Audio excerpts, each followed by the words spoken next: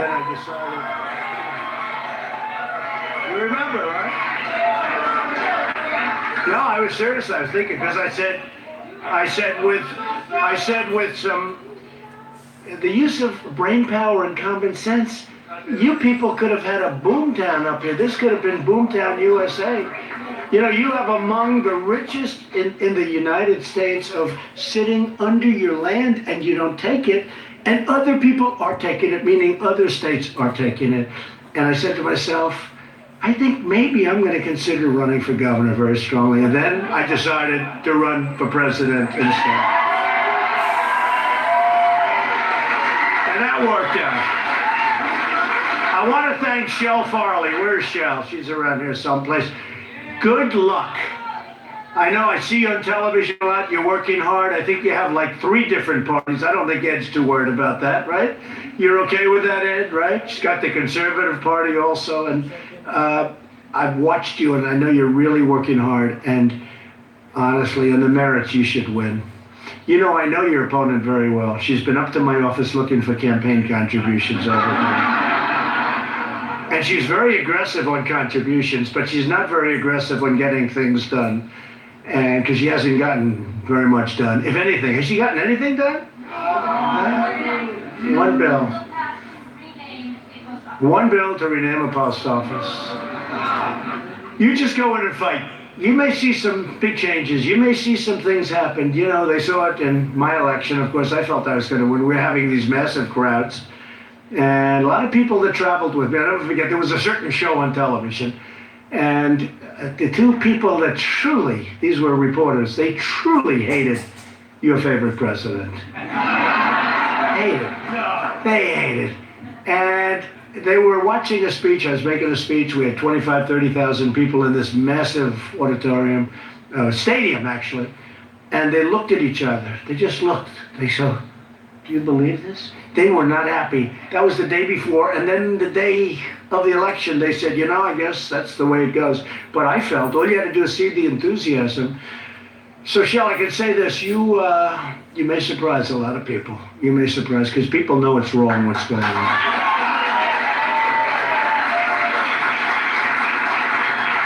And she's just a puppet of Schumer. You know that. He put her there. I've never seen anybody like this. Your opponent, okay, your wonderful opponent, was the most pro-gun person that you've ever seen. The day she got that given position, she all of a sudden became like anti, like 100%. So people get it. I found that, you know, in the campaign against crooked Hillary, I found that people, I found that people get it.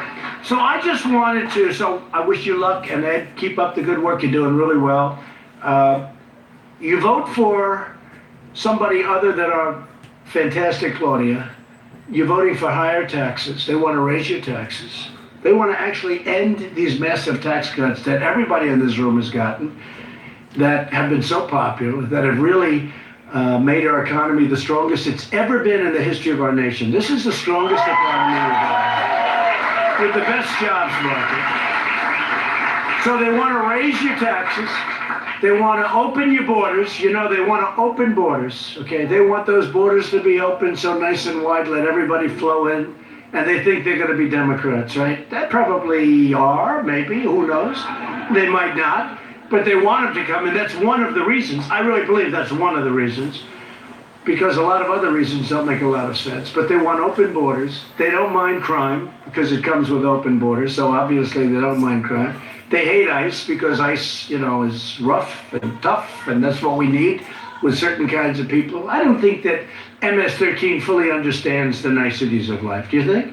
No. So these people are great people. These are great people, but they're strong people. They're tough people. What's what we need? They don't like law enforcement. They don't want to take care of law enforcement. They don't take care of our military. They don't want to take care of our vets. Other than that, they're fantastic. Do you agree with that? Other than that, they're wonderful. But, and you better be careful, because you do have that big gun plant. How far is that down the road? Where is it? 1 mile down the road? Well, you better be careful, because they want to end your Second Amendment, and they're putting a big move on it. And Cuomo wants to end your Second Amendment more than anybody. Cuomo wants to take away your Second Amendment. Now, he called me and he said, I'll never run for president against you, but maybe he wants to. Oh, please do it. Please. Please. He did say that. He did. And maybe he meant it. The one thing we know, they do say, anybody that runs against Trump suffers. That's the way it should be. That's the way it should be. But, you know, really, we talk about Maxine Waters and Nancy Pelosi. Maxine Waters, the new face of the Democrat Party. Maxine Waters, she's a real beauty. Maxine. Boy, oh boy, I watch her. Crazy Maxine. Low IQ person. Low IQ. And this is really what is steering, to a certain extent, the Democrats. I mean, she gets up and she wants people to be violent. She wants people to attack if they happen to be on our side, which is now turning out to be, don't forget, 306 to 223. That's a big difference. 306. Remember? There is no way to 270. There is a way to 306, but not to 270. I said I kept going up to Maine, Maine, Maine. I love Maine because I needed one. And I went up to Maine 5 times. And they said, why do you do that? I said, because I believed the fake news. I said, you know, they said there's no way, but I needed one. So that's why, Sean, this is why we have to, you know, just always assume. And I ended up getting the one. I won that one that I wanted. But I didn't need the one because we got many more than the one. But I thought what I'd do is just do this a little bit different and just read out some of the things that we've accomplished, because nobody's ever accomplished like we've accomplished. And just, look at this, page after page. And I've been here, right? I've been here for less than 2 years. And I can tell you, and they'll go and check it. The one thing with them, they fact check, but even their fact checking is wrong. If I'm right, or if I'm 97.3% right, they will say, he's got a Pinocchio, or he's lying. They are bad people. Look at this. 3.9 million jobs now. It's 4 million jobs created since the election, which nobody would have believed. Here's one that you should use all the time. More Americans are now employed than ever recorded before in our history. So we have the highest employment in history. Think of it, the highest employment in history. Manufacturing jobs growing at the fastest rate in more than 3 decades. We've created more than 400,000 manufacturing jobs since my election. Now, you heard we weren't going to do manufacturing anymore, right? And I used to say, excuse me, I went to the Wharton School of Finance. I said, excuse me, does that mean we're not going to make things anymore? What are we going to do, buy everything like from other countries, let them have all the jobs? And those are good jobs. Those are the real great jobs. But 400,000, and that's going up to 600,000 very quickly. And that's a number that was supposed to go way down, and it's going way up. And by the way, we brought back the steel industry. The steel industry now is one of the hottest industries.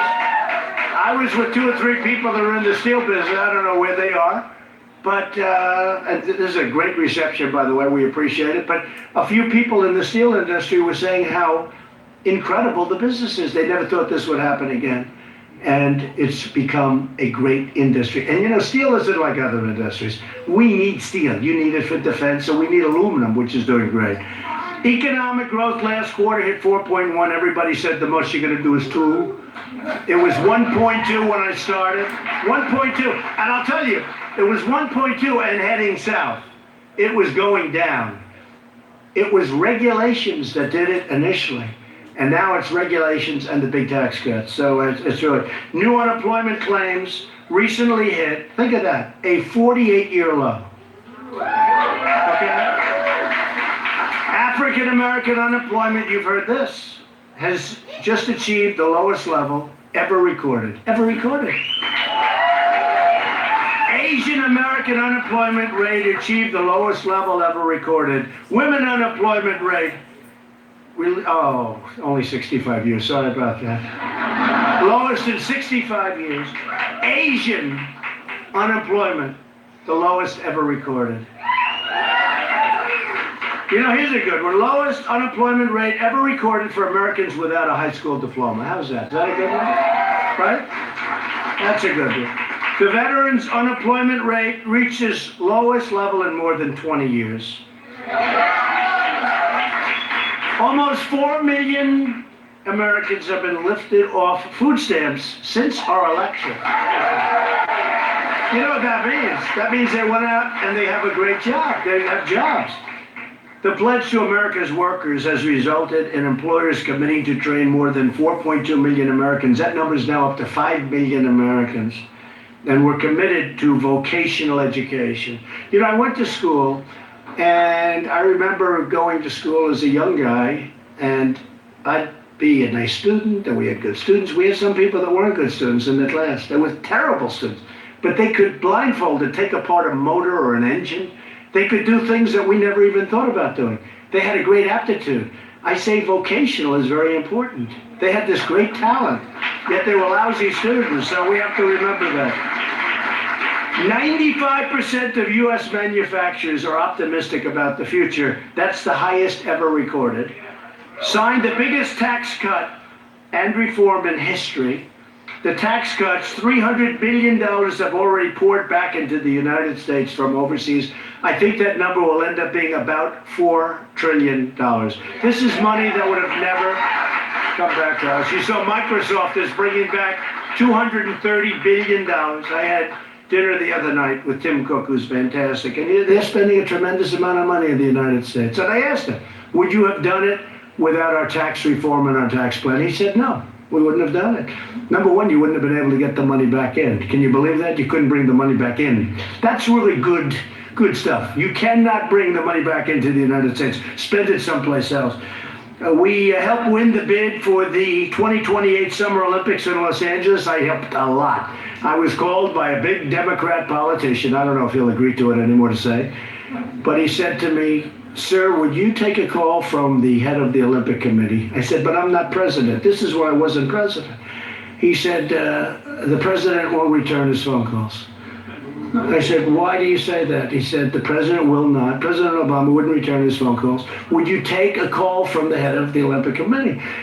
I did. I couldn't get him off the phone. He was a really nice guy. He was so happy that somebody finally returned his phone calls. And we got the 2028 Summer Olympics, and I made that phone call was before I took office, by the way, so that was good. Helped the United States, Mexico, and Canada in our united bid toward the 2026 World Cup. That's a big deal. That's a big deal. We got ANWR, one of the largest fields in the history in anywhere in the world. One of the great energy fields anywhere in the world. That's in Alaska. They've been trying to get that long before Ronald Reagan. Nobody could get it approved. We got it approved. That's going to be one of the great energy sources. We approved the Keystone and the Dakota Access pipelines in just about week one. They were dead. They were dead. I had dinner the other night with one of the gentlemen involved in the Dakota Access. He said, sir, we were dead. I never met him. We were dead. It was not going to happen. Now it's open. Tremendous numbers of jobs were produced in building it and everything else, and we got it started. Likewise, Keystone. I think it's going to be a total of 48,000 jobs during construction, and also environmentally better than the alternatives. Enacted regulatory relief for community banks and credit unions. They were dying.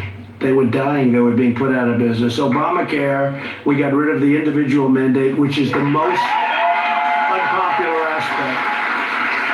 I would have gotten rid of everything, but as you know, one of our wonderful senators said thumbs down at 2 o'clock in the morning. We had it all got, but we'll get rid of it anyway. Obamacare is essentially decimated.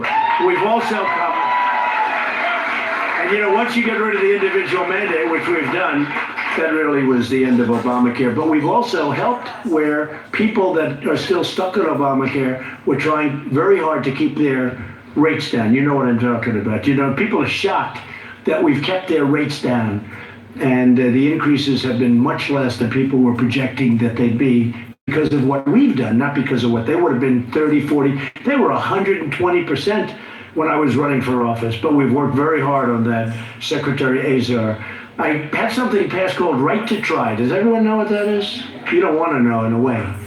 That's when you're really sick, you're terminally ill, and we have potentially a great cure, but it's going to take 5 years to get it approved in FDA or wherever. And the people now are allowed to go and try those things, which may work and they may not work. But people, if they didn't have money, they stayed home. They had no hope. And if they did have money, they'd travel all over the world to try and find a cure. We have some cases. I'm very proud of it. They couldn't get it approved. This has been going on for 30 years. Right to Try. Think of it. It's a great name. Right to Try. Right to Try. Maybe it's going to work. Maybe it's not. So now if you have some kind of an illness, you're terminally ill, you're very, very sick, you have the right to try a potential cure. And it's good in a lot of ways. You also learn whether or not it works. You know, I mean, what's a better sampling? But you try, and people are really happy about that. I'm very proud of that.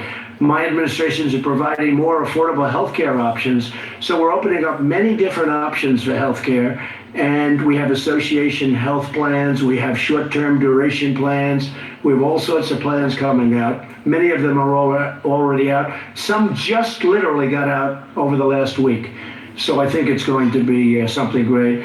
We have clean coal exports have increased 60% last year. Clean coal, which is one of our big assets that we weren't allowed to use for our miners. You remember Hillary with the coal, right? Sitting with the miners at the table. Remember, that wasn't so good for her. So the people of West Virginia and all over, you look at Wyoming, you look at so many different places where Pennsylvania, where they loved what we did, and it's clean coal, and we have the most modern procedures, but it's a tremendous form of energy in the sense that in a military way, think of it, coal is indestructible. You can blow up a pipeline, you can blow up the windmills, the windmills, boom, boom, boom. Bing, that's the end of that windmill. If the birds don't kill it first. The birds can kill it first. They kill so many birds. You look underneath some of those windmills, it's like a killing field of birds. But, that's what they were going to. They were going to windmills. And, don't worry about when the wind doesn't blow. So what happens when the wind doesn't blow? Well, then we have a problem. Okay, good. They were putting them in areas where they didn't have much wind, too. And it's a subsidy. You need subsidy for windmills. You need subsidy. Who wants to have energy where you need subsidy? So the coal is doing great. The American oil production recently reached an all-time high in our history, and it's going on. We're now the number one in the world in that category. We're number one in the world. Nobody ever thought they'd see that, but we opened it up in a very environmentally friendly way. The United States is a net neutral gas exporter. Think of that. And we have we're neutral, now we're going positive. We were even. Now we're going to be very positive on natural gas. We're exporting natural gas at a level that we've never done before. And we're using it at a very high level. Withdrew the United States from the job-killing Paris Climate Accord. That was another beauty. That was a beauty. We signed landmark VA accountability legislation and passed VA choice. So for 40 years, they've been trying to get these things. Accountability and choice. Accountability is you could do anything you wanted if you worked in the VA. And choice is where they can't get a doctor. You go outside, you see a doctor, we pay the bill for our great vets. They've been trying to get that stuff for 45 and even longer. We got it. We secured a record $700 billion in military funding and $716 billion next year. And that's a record that I don't think it's going to be broken. I don't think we'll need to. We're rebuilding our military. And that's a lot of jobs because it's all being built here. We make the best planes in the world. We make the best military equipment in the world. Missiles and everything. We make the best equipment in the world. We make it here. So we have 716, taking first steps to establish a space force, which we need. Confirm more circuit judges. We confirm more circuit court judges than any new administration, and by the time we finish, we're going to have more circuit court judges than any administration in history. In addition, we have already confirmed Supreme Court Justice Neil Gorsuch, and we've nominated a great gentleman, Judge Brett Kavanaugh. who is doing very well. These are great people, Ed, right? Withdrew from the horrible one-sided Iran deal. Moved the U.S. Embassy to Jerusalem after promises to make. We're protecting Americans from terrorists with our travel ban that just got upheld by the Supreme Court. Right? Issued executive orders keeping open Guantanamo Bay. They wanted to close it. I want to keep it open and use it for that. Renegotiating disastrous trade deals and imposing tariffs on foreign steel and aluminum and, frankly, on countries that are taking advantage of us and have been for many decades. We're imposing tariffs. And by the way, they impose tariffs on us. You ever see anything like this? I'll have politicians come to me, sir, we want free trade. I said, so do I. Well, such and such a country, you're raising the tariffs. I said, yeah, but they have massive tariffs on us, 50%, in one case 100%, in some cases more than that. What would you say about that? Well, I understand that, sir, but we're now doing it to them. That's not free trade. I said, well, it's not stupid trade either, right? It's unbelievable. No, these people are unbelievable. They're unbelievable. And, you know, again, your steel guys around, they can tell you what's going on. I see a couple of steel heads back there, but they can tell you what's going on. Well, U.S. Steel is opening up, I think, 8 plants. And Nuco and so many different companies have announced plants. Some of them brand new, some of them expansions. There's nothing like what's happening in the steel industry right now, and that's because of what we did with tariffs. They were dumping steel all over this country, dumping it. And in many cases, it was a highly inferior product, really bad stuff. You know, steel can be bad, too. And we're doing beams and we're doing structural components with bad stuff. No, we don't want that. Net exports are on track to increase by $52 billion over the next year. They don't even talk about that. That came out in the 4.1 report. To me, it was one of the great things. $52 billion from what it was.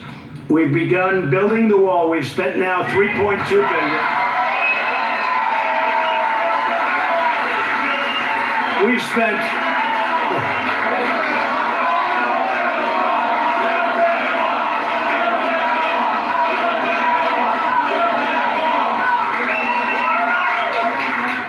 We've spent 1.6, and we're spending another 1.6, and now we're asking for $5 billion, and it's all happening. We're up in California and San Diego and various other places. We've got a stretch of 80 miles that's just starting.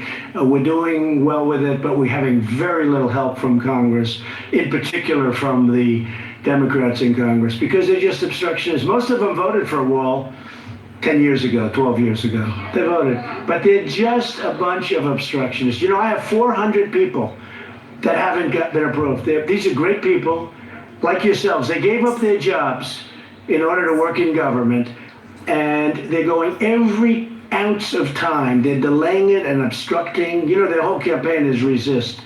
And our campaign is make America great again. There's a big difference. That's why, I mean, even beyond Claudia, I think Claudia's going to do great. You got to help her, got to make sure, because she's running against somebody that's a total. President Trump there in Utica, New York. Good evening from Washington. I'm Brad Barris, campaigning for Claudia Tenney. You saw the White House travel pool there go to bars as they get ready to move on. The president listing all of the things the administration sees as successes so far in his administration as he makes the case for a midterm election that will be crucial when it comes to control of the House and the Senate. A lot of news today. A president, businessman, and former reality TV star, once known for his catchphrase, "You're fired," took to Twitter today to weigh in on 2 firings, the latest this afternoon.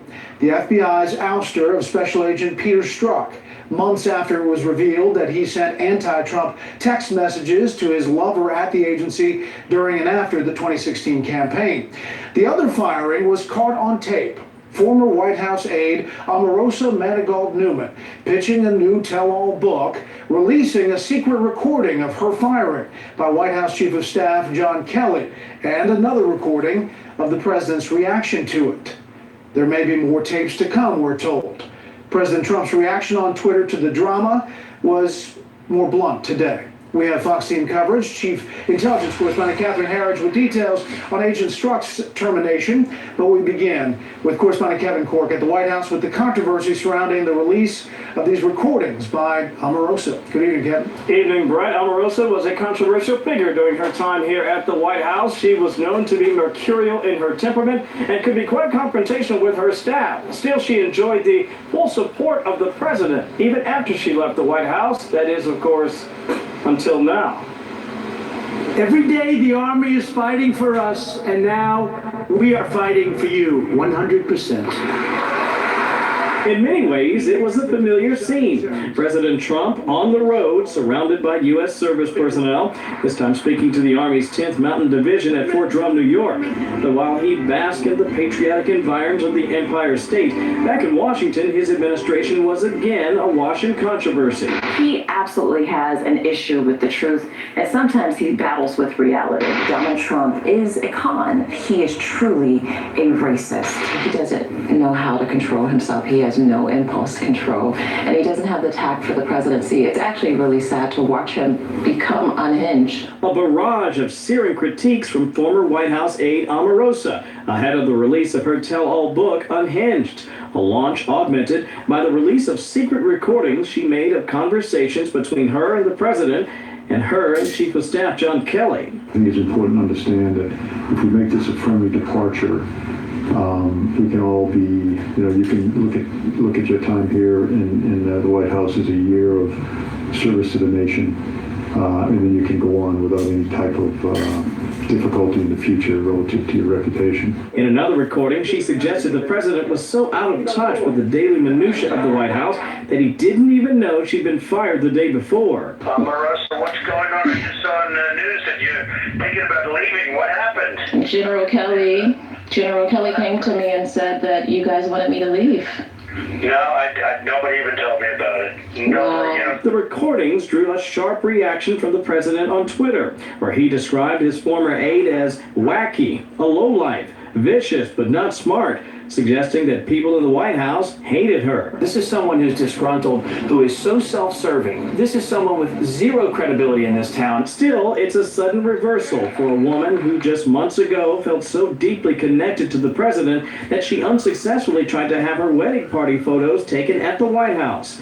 A headline-grabbing choice that pales in comparison to the attention her choices have garnered this week. Given Omarosa's lack of security clearance and the unclassified nature of her conversation with General Kelly, Brett, as far as the firing and the recording of that in the Situation Room, it is still highly unlikely that it violated any specific law. Still, the White House is said to be investigating the matter. Brett? Kevin Corke live on the North Lawn. Kevin, thank you. As mentioned earlier, the president also tweeting today about another firing, one he believes was long overdue. The attorney for Peter Strzok says the FBI fired the special agent Friday over anti-Trump text he sent to his former lover, also at the FBI, during the 2016 campaign. This as the prosecution rests in the trial of Trump's former campaign chairman. Chief Intelligence Correspondent Catherine Herridge has our report from Alexandria, Virginia. There's simply no evidence of bias in my professional actions. FBI agent Peter Strzok, who was kicked off special counsel Robert Mueller's Russia probe for anti-Trump texts, was officially fired by the FBI Friday afternoon. Along with his former colleague and lover, FBI lawyer Lisa Page, the two exchanged thousands of texts where they criticized candidate Trump and his supporters. In a lengthy statement, Strzok's lawyer said the FBI's deputy director overruled the Bureau's disciplinary review that recommended a 60-day suspension and demotion, implying it was political. Quote, "This decision should be deeply troubling to all Americans. A lengthy investigation and multiple rounds of congressional testimony failed to produce a shred of evidence that Special Agent Strzok's personal views ever affected his work." Strzok testified under oath last month. Not once in my 26 years of defending our nation did my personal opinions impact any official action I took. This is true for the Clinton email investigation and for every other investigation I've worked on. It is not who I am. and it is not something I would ever do. Strzok's attorney singled out FBI Director Christopher Wray, alleging Strzok's termination was a departure from typical bureau practice and contradicts Director Wray's testimony to Congress and his assurances. Wray laid out his approach at a recent national security conference. I'm not going to make decisions based on yelling and screaming. I'm going to make decisions based on the process. In a series of tweets, the president emphasized Strzok was a decision maker in the FBI's Russia and Clinton email cases. Just fired Agent Strzok, formerly of the FBI, was in charge of the crooked Hillary Clinton sham investigation, he tweeted. It was a total fraud on the American public and should be properly redone. Though the Attorney General recused himself from the Russia probe, a senior House Republican told Fox he can still take action. Name an individual, perhaps a U.S. attorney or even a retired U.S. attorney, to investigate this agency, to have full access, to have subpoena authority, and to get to the bottom and the top of all of this past misconduct. The FBI declined to comment today on Strzok's termination, which is standard because the Bureau doesn't publicly discuss personnel matters, Brett. You're at the federal courthouse there in Alexandria, where the Paul Manafort trial taking place. Some movement today. Well, that's right, Brett. Just over an hour ago, the prosecution rested its case after calling two final witnesses, including a Treasury Department official who took the stand for a second time and testified that Paul Manafort and his business partner Rick Gates, the government's star witness, never filed paperwork to document the foreign bank accounts for their company. The judge said he was allowing the testimony, but warned the jurors that the government had the chance to indict Manafort's company and chose not to. Only Mr. Manafort is on trial, and we expect tomorrow morning to learn whether the defense will call its own witnesses and reveal its own evidence, Brett. We'll follow all that tomorrow. Catherine, thank you. The markets closed today in the red. The Dow was down 125. The S&P 500 finished off 11 points. The Nasdaq lost 19. Up next, the Democratic frontrunner in the Minnesota Attorney General race faces accusations of abuse. We'll have that story.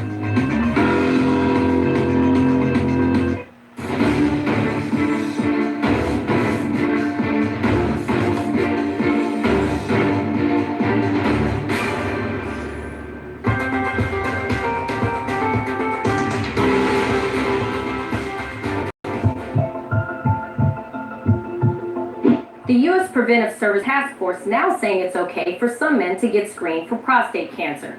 In its 2012 statement, the panel discouraged PSA screening for men of all ages. Now, after reviewing the latest scientific evidence, they are recommending men 55 to 69 who want to be screened to discuss it with their doctor first, so they know the potential harms and the benefits of the PSA test, while men over 70 are being advised against the screening because the harms of testing outweigh the benefits.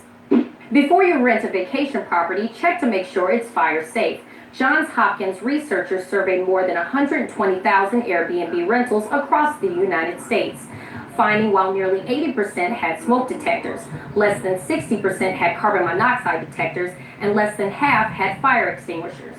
Portland, Oregon was the only city in the study where more than half the properties had first aid kits. And finally, we know sitting too much is bad for you. Now research states fixing your posture may help your mood. Studies have suggested being hunched over a computer can leave you fatigued and tired, putting you in a bad state. But by sitting and standing up straight, psychologists say people are feeling more powerful, which can brighten their outlook and increase their energy levels. With your help, I'm Therese Garnier, Fox News.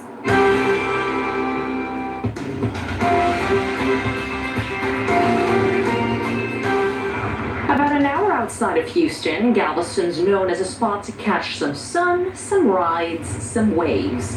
In November, those here may also see something different, a series of flights led by NASA to determine how to best study people's reactions to quiet supersonic jets. This project, QSF-18, is a test so we can test the methodologies for future community response testing for projects such as LBFD. LBFD stands for a Low Boom Flight Demonstrator, NASA's vehicle to prove quiet supersonic commercial travel is possible. This is an illustration of what the LBFD may look like. It's extremely exciting, and I expect that the Galveston people will be excited as well. The Concorde was the last supersonic commercial aircraft, but several people consider the loud boom that came with breaking the sound barrier unsettling. This is what a traditional sonic boom sounds like. and is one of the reasons why the FAA generally bans supersonic travel over land. NASA hopes the LVFD would generate booms so low, people down here would hardly notice. We're told the sonic boom that people will hear will be a gentle thump similar to the sound of a car door closing or thunder rumbling in the distance. Because the LVFD won't be finished until 2021, NASA is simulating the sounds for now. An F-18 plane will conduct a dive maneuver off the shore of Galveston, diving from 49,000 feet, briefly going supersonic, producing the sound likely to come from the LVFD. What NASA's doing, I think, is a step in the right direction. Several people say they are looking forward to the technology. Time is really money, and spending a long time on an airplane versus a short time, I prefer taking a short time. A reality that could be on the horizon. In Galveston, Texas, Madeline Rivera, Fox News.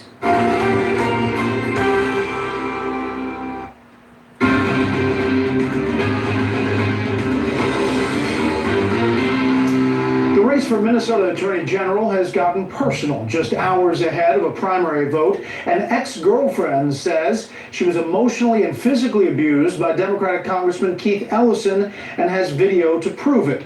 Congressman Ellison, who also, by the way, is the deputy chair of the Democratic National Committee, is denying the allegations. Senior correspondent Mike Tobin has the story from our Midwest Bureau. Six-term Democratic congressman, deputy chair of the DNC, and frontrunner for the Democratic nomination for Attorney General in Minnesota, Keith Ellison is denying allegations that first went public on Saturday. Austin Monahan, the son of Ellison's former girlfriend, wrote on Facebook that he was using his mother's computer and found over 100 text and Twitter messages that Austin Monahan claims were abusive and threatening. Also a video, almost 2 minutes long, that showed Keith Ellison dragging my mama off the bed by her feet, calling her an expletive, and telling her to get the expletive out of his house. The ex-girlfriend, Karen Monahan, issued a statement detailing abusive behavior and the incident allegedly on video from a day she slept late, and claims the congressman demanded she take out the trash. That is when he tried to drag me off the bed by my legs and feet, screaming, "Expletive, you answer me when I'm talking to you." I said, "Take out the trash." Ellison issued a statement saying he and Karen Monahan had a long-term relationship which ended in 2016, but strongly denied the abuse. The video does not exist because I never behaved in this way. Any characterization otherwise is false, he said. Experts say the benefit of the doubt these days goes to the accuser. Voters, I'm sure, will have a lot of questions about whether these allegations are true and the timing of the allegations, but anything involving sexual assault is going to have a big impact in a Democratic primary. Ellison is one of 5 candidates vying for the Attorney General nomination. Opponent Tom Foley, a former prosecutor, says politics aside, take the allegations seriously. This is serious domestic charges. He serves as the number 2 person in the Democratic National Committee. Frankly, I think he should resign from that position. I don't think he should be up there until these allegations are resolved. There's no information that anyone outside of the Monahan family has seen the video or allegedly abusive text messages. With the primary tomorrow, this scandal hangs on statements from an ex and a social media post from a 25-year-old. Brett, back to you. Mike Tobin, live in our Midwest Bureau. Mike, thank you. More on those other races tomorrow coming up in just a bit. Up next, the $719 billion defense bill signed by the president, a diplomatic fight with Turkey over an imprisoned pastor, and news of a U.S. soldier killed in Afghanistan. Stay with us.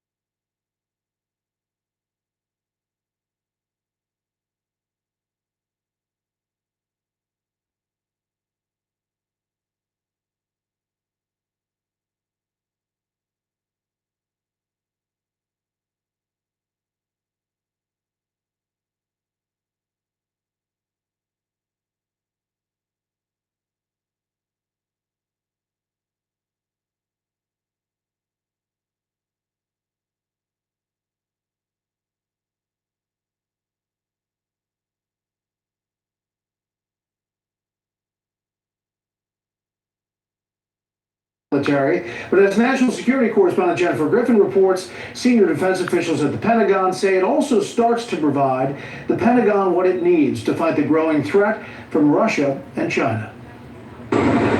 After years of budget caps and more than 17 years of war, the $716 billion defense authorization bill signed by the president today at Fort Drum, New York, home of the Army's 10th Mountain Division, makes little mention of fighting terrorism. We will replace aging tanks, aging planes and ships with the most advanced and lethal technology ever developed, and hopefully we'll be so strong we'll never have to use it. But if we ever did, nobody has a chance. The increased funding sends a strong message instead to Russia and China. There are provisions after provisions to push back against this aggressive attitude that Russia's taking against us literally all over the world.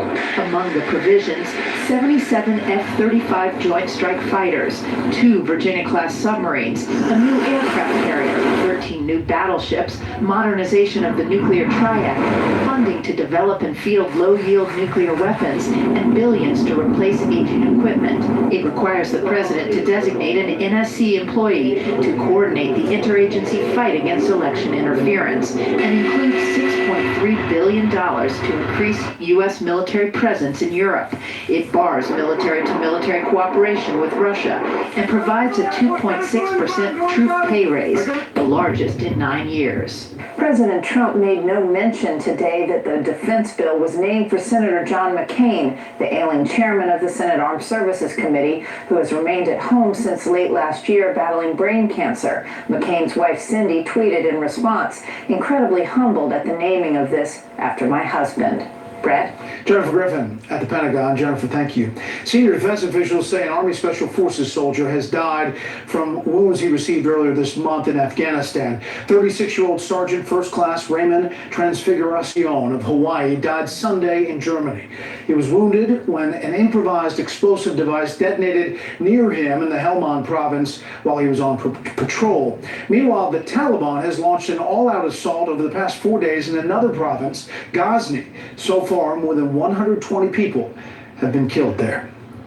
A diplomatic showdown between the U.S. and Turkey over the detention of an American pastor, Andrew Brunson, shows no signs of letting up tonight. Even as Turkey deals with a major currency crisis, they're blaming on that U.S. pressure. So how does this affect a long-standing relationship with a NATO ally? Correspondent Rich Edson reports from the State Department. Rising interest rates, a slowing economy, growing anxiety.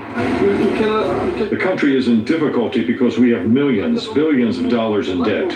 The Turkish lira hit another low against the U.S. dollar, falling more than 45% over the past year, as investors worry about Turkish debt, an increasingly authoritarian government, and an escalating international dispute. Turkey's currency decline hit other Asian and European markets, and the Trump administration is piling on, last week doubling the rate of tariffs on steel and aluminum imports from Turkey. Turkish President Recep Tayyip Erdogan says his country is under economic siege, and that the United States is stabbing his country in the back.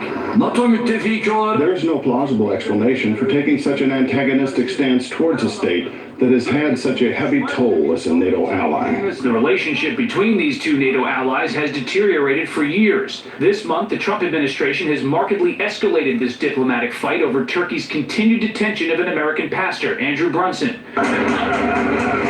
Authorities arrested Brunson nearly 2 years ago after a coup attempt in Turkey, claiming the pastor was a spy. The U.S. says the accusation is absurd. President Trump calls him a gentleman and a Christian leader. American officials have repeatedly demanded his release. Last week, Turkey's deputy foreign minister met with Deputy Secretary of State John Sullivan. U.S. officials say the two countries have made little progress in resolving this. I'd like to one day do a free trade agreement with Turkey. I'd like to get them out of Russia's orbit, pull them away from Iran, but there'll never be a normal relationship until Pastor Brunson is out of jail. While detaining Brunson, Turkey has demanded the United States surrender Fethullah Gulen, a Muslim cleric living in Pennsylvania. Erdogan's government blames him for masterminding the July 2016 coup attempt. The U.S. and Turkey are still trying to resolve this. The White House has announced that Turkey's ambassador to the United States has requested a meeting, and he and the National Security Advisor John Bolton met today to discuss Pastor Brunson and the strained U.S.-Turkey relationship. Brett? We'll follow that. Rich Edson live at the State Department. Rich, thank you. Up next, the extraordinary amount of money being spent on the Wisconsin Republican primary, a race to try to unseat the Democratic Senator Tammy Baldwin.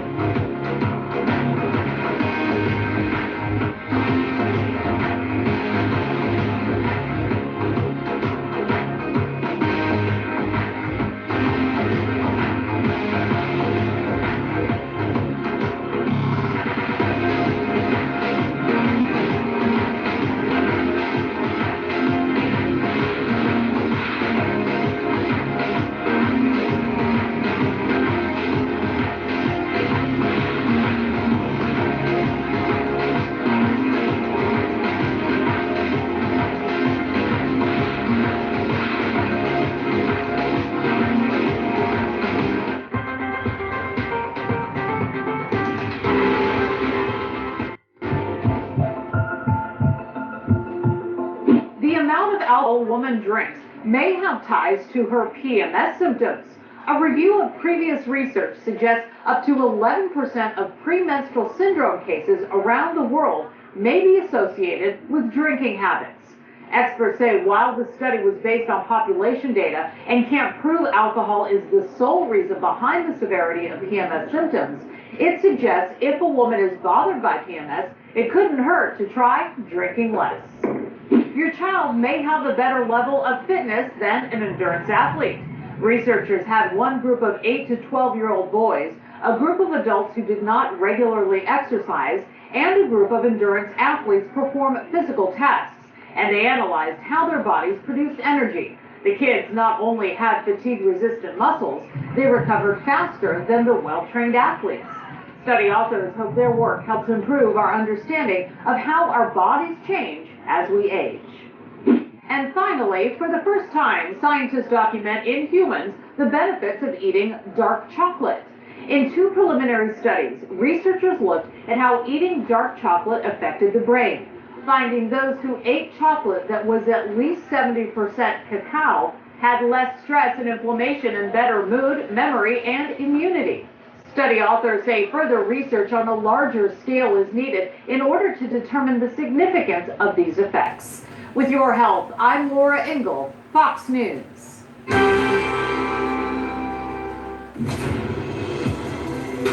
We noticed decades ago that there was an audience on a Saturday morning for news that was useful. We live in a world where things are happening constantly. I think that's an understatement. What I like to try to do is provide some context as the world is evolving and these developments are moving. The advantage now going live is we're doing it in real time. Don't miss Cavuto Live every Saturday morning, only on Fox News Channel.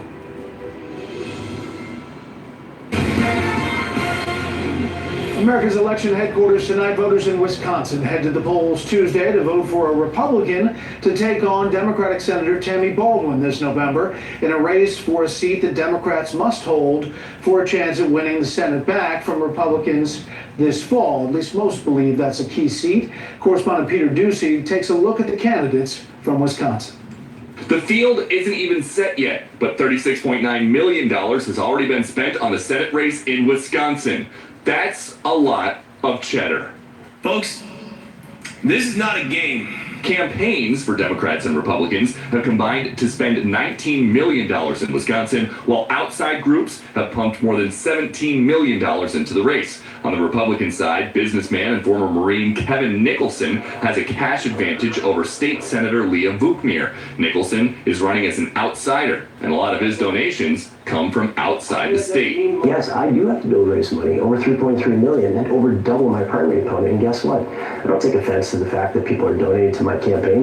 What Vukmir lacks in money, she makes up for in mileage. I put on 81,000 miles on my car since I started thinking about running. She also has the support of a famous local. She is the person who can best deliver the Senate seat for us.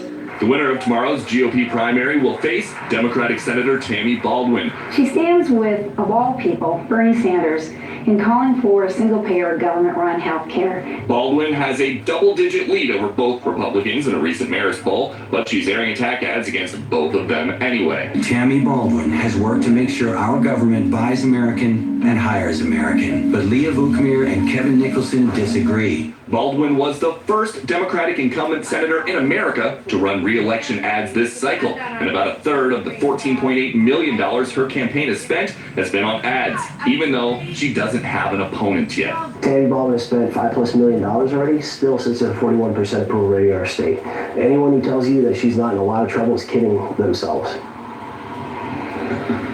Since President Trump took office, he has made Senate primary endorsements in states that he won really big, like Alabama and West Virginia, and they seem to have a real impact. But here in Wisconsin, a state that he won by just 23,000 votes in 2016, no primary endorsement yet.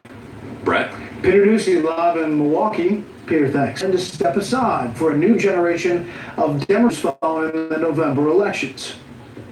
I know NBC has been on the jag of this. This is one of their priorities to undermine my prospects as Speaker. But putting that aside, I have not asked one person for a vote. I haven't asked a candidate or an incumbent for a vote. What's important, and I know better than anybody how important it is for us to win this election.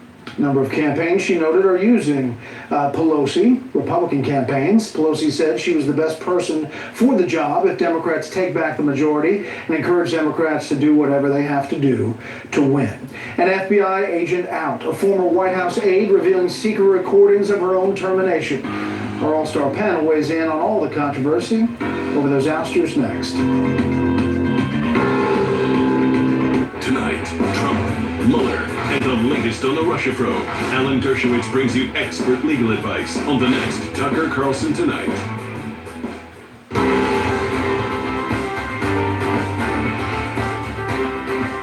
Hi, I'm Dr. Manny, and this is Fox Extra.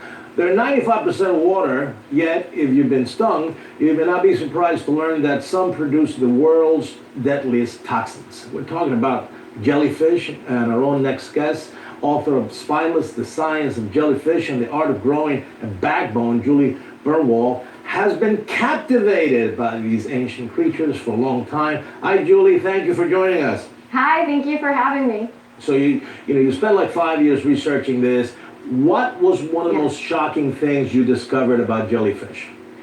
One of the most well, there's so many. Well, give me the top two.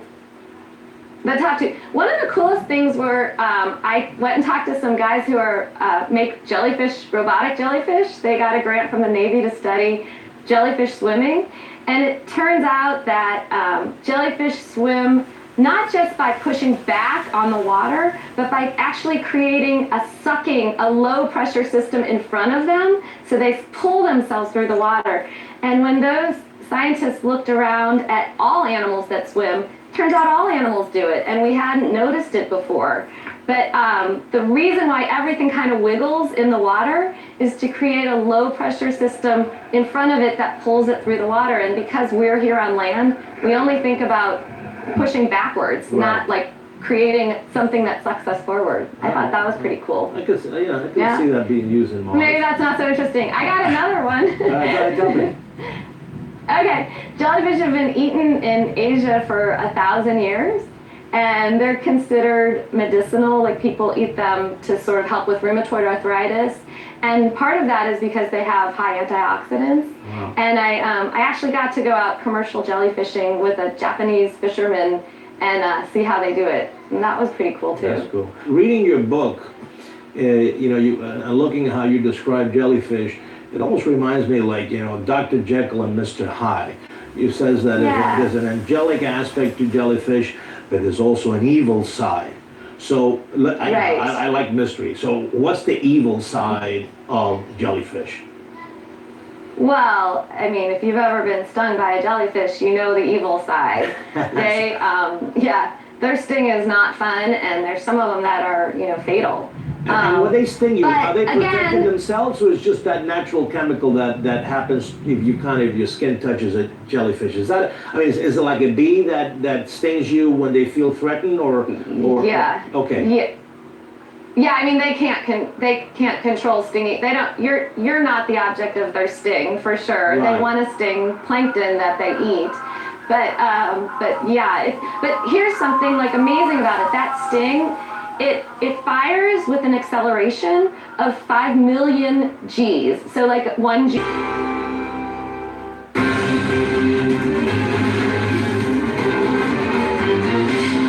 Ask you a couple questions. Is the president aware of this? Let's not go down the road. This is a non-negotiable discussion.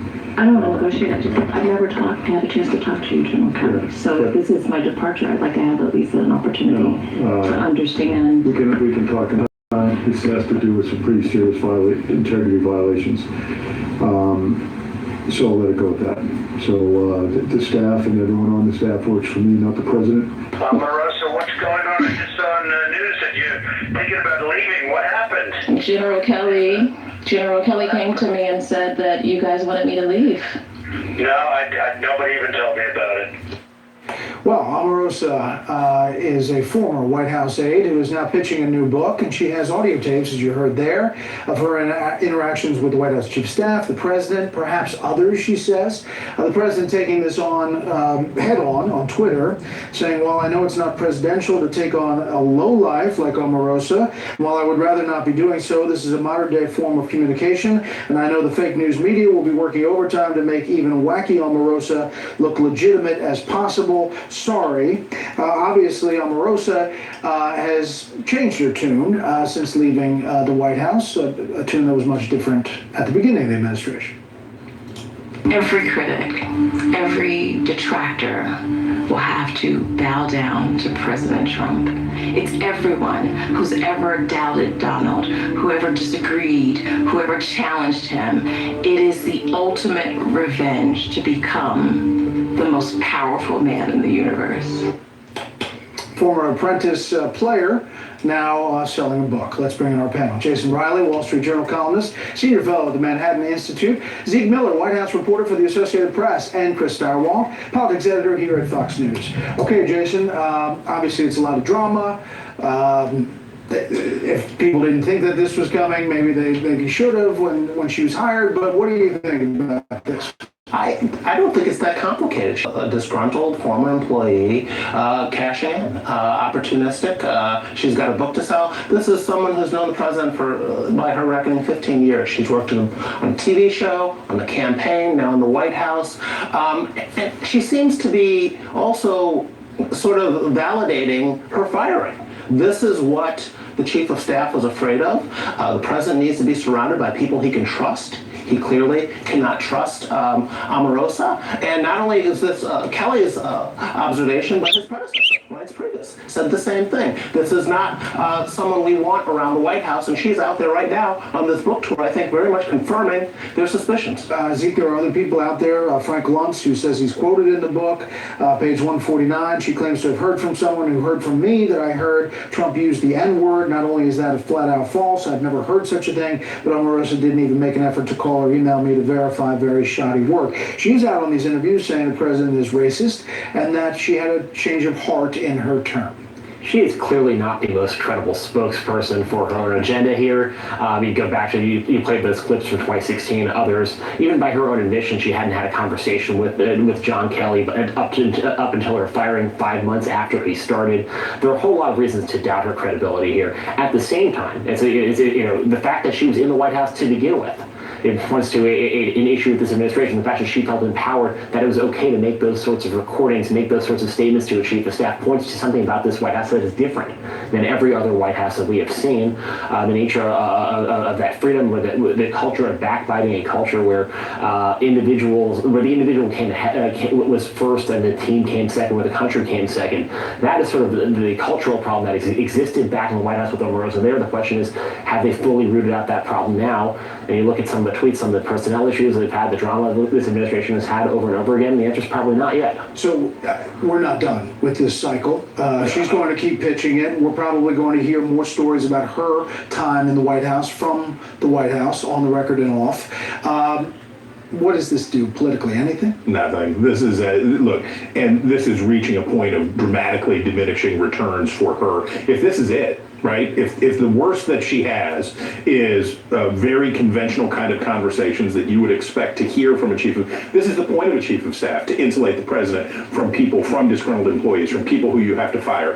And of course, yes, then the president says, oh my gosh, I'm heaven forfend that poor Omarosa would have to go. Oh wait, I'm sorry, the signal's breaking up here, oh bye. So none of that is surprising. All of that is normal. If this is the best thing that she has, if this is the goods, there ain't no goods, and this will go away quick. Obviously, some of what she's saying could be true. I just think that most people will want independent verification that it's true, given her lack of credibility. All right, let's turn to the firing, another firing. Peter Strzok, the FBI agent at the center of these anti-Trump texts, fired Friday, we're told. The president weighing in, saying that it was had taken far too long for that to happen, and saying the big story that the fake news media refuses to report is lowlife Christopher Steele's many meetings with Deputy AG Bruce Orr, his beautiful wife Nellie. It was Fusion GPS that hired Steele to write a phony, discredited dossier paid for by crooked Hillary and the DNC. He had a series of tweets over the weekend, and then finally today saying Peter Strzok was fired. Zeke. I mean, it's clear that the Russian investigation is very front and center of the president's mind. It's been that way for months, if not a year. Now he's very concerned about the Mueller probe and its encroachment on his campaign, and he's fighting this war against the Mueller probe in the press. And ultimately, he has certainly legitimate gripes about Peter Strzok and the conduct of this investigation. But this is not about Peter Strzok, about a single FBI employee. This is about the president trying to discredit the broader investigation into his administration, into people around him, and that is ultimately a political question. That's why we're seeing him take to Twitter in this case and make his case. I said today, Jason, that there was a confluence here where it's like a train, two trains on two sides of the investigation, and they're racing towards the fall. You've got the Mueller investigation, and you have this other investigation into the early parts of the Trump investigation, the Russia probe, and the IG coming out potentially with another report. What do we make of this development and how it fits into all this? I wonder what took so long for this man to be fired. He keeps saying there was no evidence that my political bias affected my job performance. Well, Mueller seemed to disagree, which is why he got kicked off of Mueller's team. And what about what he's done to the integrity of the FBI? What about what he's done to the integrity of the Mueller investigation by tainting it in this way? It was clear that he had political bias here. We're going to stop Trump from being elected. He put it in writing. What took so long for this step to be taken? What we don't have is the testimony of Lisa Page, which we're told is really opposite of what Strzok said. Quite so, and I would just say this. Strzok falls in the same category as McCabe and Comey. If they are sincere about wanting to rehabilitate the reputation of that agency and let the good men and women there do their work, and about the Mueller investigation, it's time to exit stage left. Don't be out raising money and making yourself the center of the story, because that plays right into Donald Trump's narrative. So if you're sincere, then you got to go away. Panel, thank you. A little shorter today because the president was talking there in New York. When we come back, proof nothing can put a damper on a wedding day.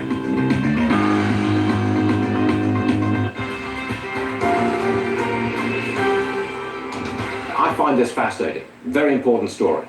We've got a company that's developed an implant that the company says can be used to treat alcoholism. Joining us now is Brady Bonilla. He's the CEO of BioCorrects. Also with us, actor Jeremy Miller, who has had the implant and it works. But first, to Brady. This is an implant. It's from your company. Tell me how it works. Well, it's a surgical procedure, minor procedure, but it implants this pellet of this medication called naltrexone. Wait a second, let me see it. That's the pellet is that little thing on the end. Yes. Very, very small piece like that. That goes into your body. Lower right or left quadrant, super fit, I mean, under the skin in the fat tissue. Yep. And then over several months, it will release the medication naltrexone into the body, which naltrexone has been around for decades. It's a proven medication. It stops cravings for substances like alcohol or opioids, but it also can block euphoric effects of alcohol and opioids as well. So it works in two different ways. Okay. Now, wait a second. It's a relatively simple surgical implant. Take me through it, soup to nuts. How much? Because I'm sure there's counseling comes with this, and there's a surgical procedure and the thing itself. How much? Soup to nuts. Good point. I mean, we have independent treatment providers that use our implant with our entire program that we also create, which includes behavioral therapy, cognitive behavioral therapy, peer support for a year, a lot of labor intensive.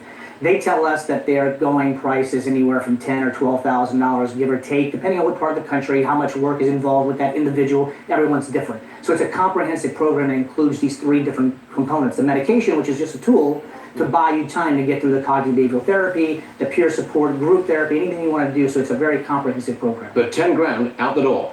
Okay, give or take, yes, Okay. for 1 year. Ballpark figure is $10,000, and that'll set you straight. Brady, stay there for a second. I want to talk to Jeremy here. You know, this is, you had this done, didn't you? I had it done in 2011, and it was an absolute game changer for me. I mean, I had struggled for 15 years. With alcoholism? You couldn't stop? I'd been trying to stop for probably 3 years solid before this. I tried inpatient, outpatient, 12-step, meditation, holistic therapy, hydrotherapy. I mean, I ran the gamut. Okay. And I had given up hope. I really had. But then you had the implant, and then what happened?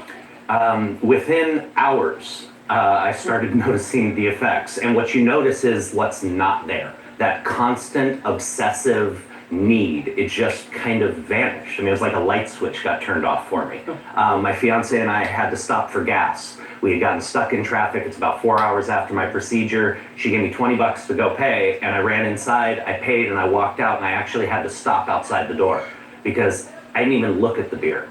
I didn't even look at the alcohol. I walked out without a second thought, and that was so unusual that I actually stopped outside the door and had to take a minute and go, wow. But it took away the desire. Yes. Because alcoholics feel they've got to have a drink. That absolutely, it's all I thought about. And you don't feel good unless you've had a drink. Oh, you feel awful. I mean, I had to wake up. I mean, I was at that point where I woke up with booze. If I did not, I was not right the whole day. Any other side effects? Very minimal for me. I mean, a little bit of restlessness maybe at first, but one of the things that we kind of noticed, I had the chance to work with some patients afterwards as well and help with counseling and peer support, is that because it's such a slow release, the body seems very receptive to it.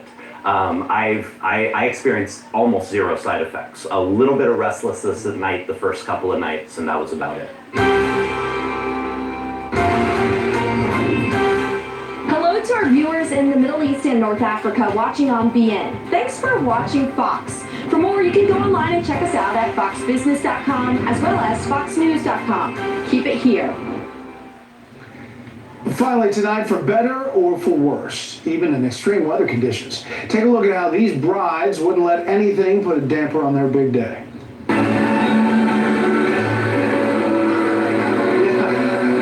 Take a look at that. This bride's from the Philippines, forced to arrive to the church by boat, and then because of a tropical storm there, she wades down the aisle, still meets the groom, everything goes forward. Another bride and groom from New Jersey actually were rescued by police officers after their car was submerged in water because of the floods there. The new bride climbs out of the car. She makes it through, they escape through the sunroof. They actually get to the wedding and pull it off. There you go. Thanks for inviting us into your home tonight. That's it for this special report. Fair, balanced, and unafraid. The story hosted by my friend Martha McCallum starts right now. That's determination, Martha. You never really wear that dress again anyway, you know? Thank you, Brett. Good to see you. So breaking tonight, Congressman Trey Gowdy joins us with his reaction tonight to the firing of the veteran FBI agent who ran both the Clinton and Trump campaign investigations and who wrote this, just to remind you, among other similar things, during the 2016 election. Quote, just went to a Southern Virginia Walmart. I could smell the Trump support. The question now, was this one firing enough to change the culture? And what about the other three unnamed FBI agents so far who, according to the Inspector General report, should be investigated for their politically charged text messages. Good evening, everybody. I'm Martha McCallum. My next guest is no stranger to this story and Peter Strzok. Days into your Russian collusion with the Trump campaign investigation, and you got another text from your colleague, Lisa Page. Trump's not ever going to become president, right? Right? And you replied, no, he's not. We'll stop it. I want to know what it meant, Agent Strzok. It would be his candidacy. March of 2016, you wrote, God, Hillary should win 100 million to 0. In March of 2016, weren't you investigating her for potential mishandling of classified information? We were. Had you interviewed her yet? No, but I don't appreciate what was originally said being changed. I don't give a damn what you appreciate, Agent Strzok. I don't appreciate having an FBI agent with an unprecedented level of animus working on 2 major investigations during 2016. Just a sampling of some of the water that's gone under the bridge. Here now exclusively with his reaction to all of this tonight is Congressman Trey Gowdy of South Carolina. Congressman, welcome. Good to have you here on the story tonight. Yes, were you surprised by this outcome, that he was fired at this point? Why do you think it happened now? I think the process had just reached the point where it was a deputy director of Bowditch's desk. Keep in mind, Peter Strzok received a much fairer process than what he was giving to Donald Trump. This was a referral by the Inspector General, who, if memory serves, was an Obama appointee. Michael Horowitz referred it. It was investigated by OPR. Strzok has a chance to defend himself and participate in the process and submit extra material, and then a recommendation is made with respect to punishment. And Deputy Director Bowditch is not a political appointee. He is a 23-year-long bureau agent who served with great distinction, including running the Los Angeles field office. That's who made the decision to terminate Peter Strzok. It was not a political appointee. It was a career G-man. Well, his attorney doesn't agree with you. Here he is. I don't think that you can rationally reach any conclusion other than it was political. It's difficult to believe, given the steady drumbeat of texts demonizing Pete from the president and all the calls on Capitol Hill by Republicans for Pete to be fired, that didn't play a role in the Bureau's ultimate decision. So he essentially says that you demonized Peter Strzok and that you played a role in his firing. No, Peter Strzok didn't need any help at all demonizing himself. He had that fully covered. This is exactly what they said about Andy McCabe. Remember, some of my Democrat colleagues were going to hire Andy McCabe so he could finish out his time at the Bureau. I don't know if you remember that. I can't forget it. Peter Strzok, of course his lawyer says that it was a railroad job. His only other option is to say, you know what, my client prejudged 2 major investigations. He made up his mind that Hillary Clinton was innocent before he interviewed her. He made up his mind that Donald Trump should be impeached before he bothered to interview him. And oh, by the way, he did a lot of this on the government phone, and he violated other FBI policy. That's his other option. Either say that or say it was political. And predictably, if you pay someone enough, Martha, they'll say damn near anything, particularly lawyers, and he got a lawyer who's willing to say it's political. All right, so the Inspector General, as I mentioned at the beginning of the program, also said that there were a few other FBI agents who had sent similarly biased and politically motivated, apparently, text messages. What's going on with them? Are we going to hear more about this investigation? And do you think that this Peter Strzok firing is enough in terms of the culture? Well, Chairman Gillette and I have written asking for the names of those Bureau and DOJ employees. Apparently, according to DOJ and Bureau policy, they don't rise to the level of their names being shared with Congress. But they're, I'm sure, under investigation. Just like there was a referral from Horowitz on Strzok, there was a referral on these. Some of what they said is just unbelievable, particularly about their fellow citizens, particularly people who live in Ohio. You mentioned the smelling people in Virginia. They also had something really derogatory to say about folks in Ohio. So I am sure they will be afforded all of the process that they're due. But again, Martha, it is more than Strzok was willing to afford the President of the United States. They have a chance to defend themselves, and there'll be a recommendation made, and then ultimately Deputy Director Bowditch will decide whether or not to follow it. You ask if it's enough. There have been 10 folks that were involved in the Hillary Clinton investigation and Donald Trump investigation that are no longer with the Bureau. Lots of them were really high up.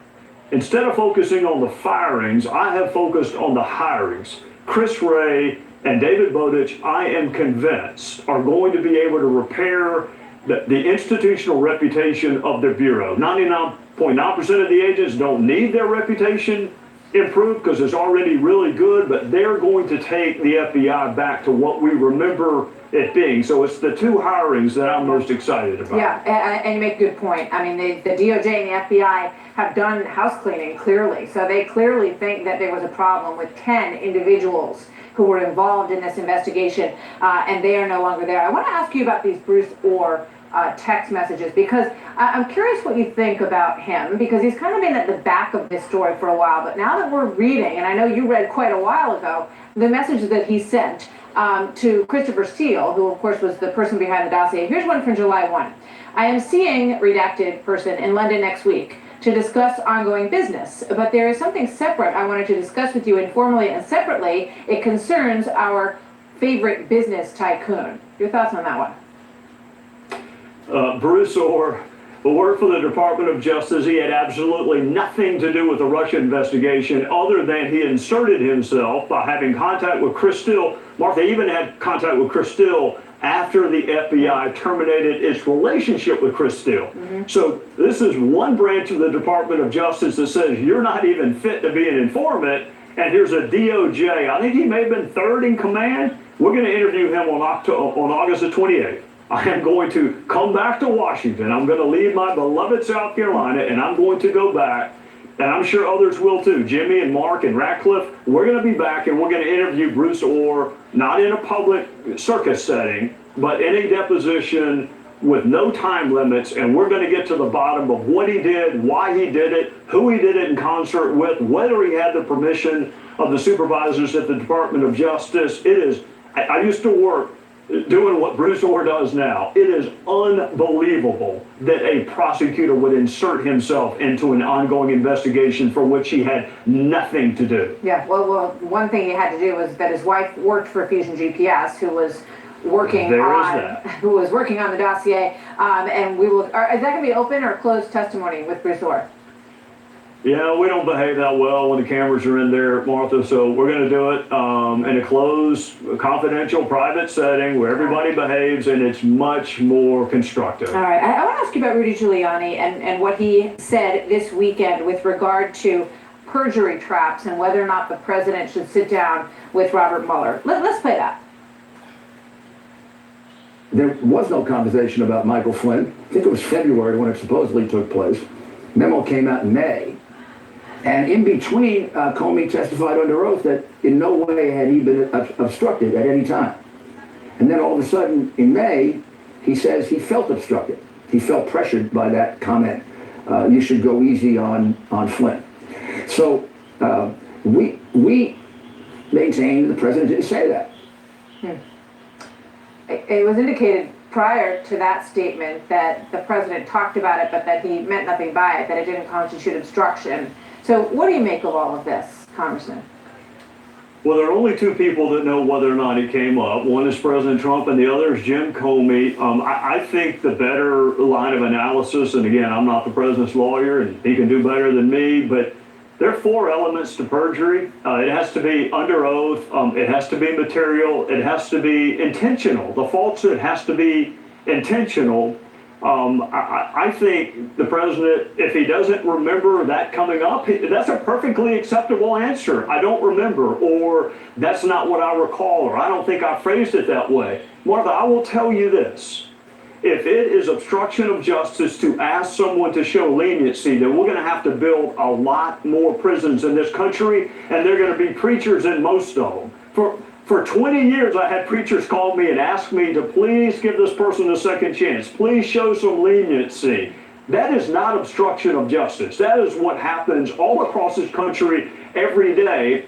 And Jim Comey must not have felt obstructed because he kept working for the guy, and he wants, if it were up to him, he'd still be working for the guy. And he claimed in open testimony that no one had interfered with his investigation. I have to go, but I want to ask you one more quick question. In the Manafort trial, the judge appears to have been quite hard on Mueller's team. You have been very supportive and a proponent of the integrity of Mueller's team.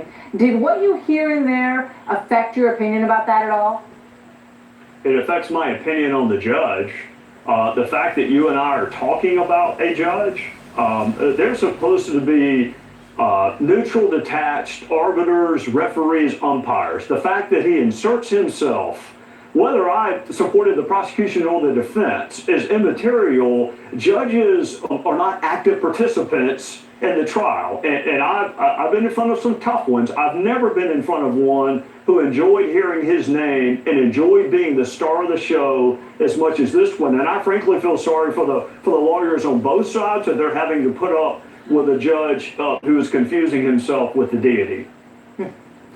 Congressman Trey Gowdy, always good to see you, sir. Thank you very much for coming in tonight. You bet. So coming up next, Omarosa claims now that she has Jared and Ivanka on tape. There's a lot of very corrupt things that are happening in the White House, and I am going to blow the whistle on a lot of it. Oh boy, what a drama this is, huh? Governor Mike Huckabee knows all the players, and he's here next.